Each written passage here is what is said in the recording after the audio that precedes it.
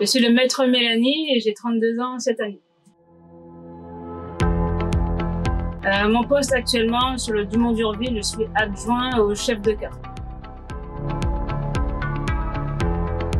C'est un métier qui consiste à naviguer sur l'eau forcément et à préparer tout ce qui est navigation, à préparer les missions, mais aussi pour la sécurité nautique du bateau.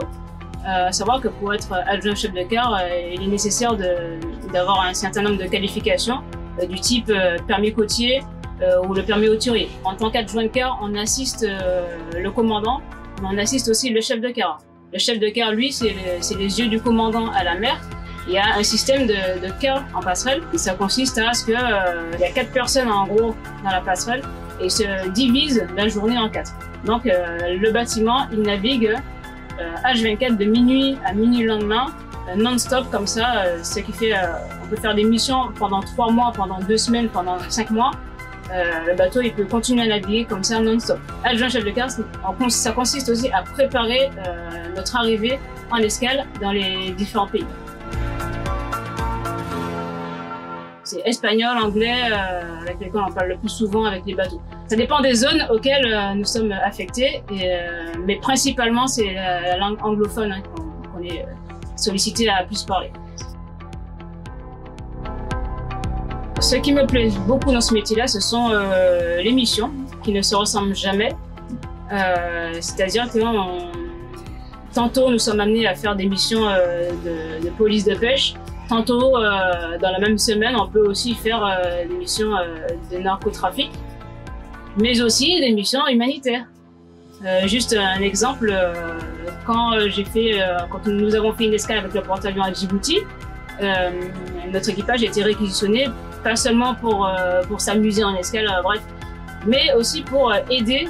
Nous avons aidé une école à Djibouti à reconstruire l'école, à repeindre le bâtiment et les enfants djiboutiens, ils étaient très contents de voir que les marins viennent comme ça pour les aider à reconstruire leur école.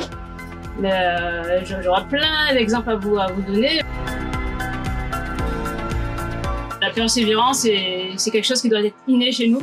Parce que si on a tendance à baisser les bras, on verra rapidement pas mal de difficultés nous arriver. Pas mal de choses à apprendre encore en tant qu'adjoint de chœur. Je ne suis pas encore arrivée en haut de la chaîne, bien sûr. Il y a des diplômes en interne qui se font dans la marine. Moi, je suis seulement titulaire d'un BAT, c'est un brevet d'aptitude technique. C'est comme si vous aviez le bac en interne dans la marine. Il y a des diplômes supérieurs, bien sûr, qui existent. Moi, mon cursus, le diplôme supérieur que je vise, ce serait le BS, ce qu'on appelle le brevet supérieur.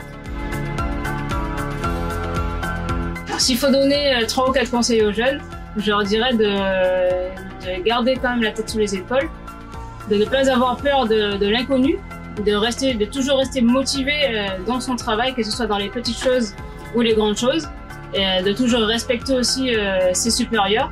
Et à partir de là, tout ira pour le mieux pour eux dans la marine.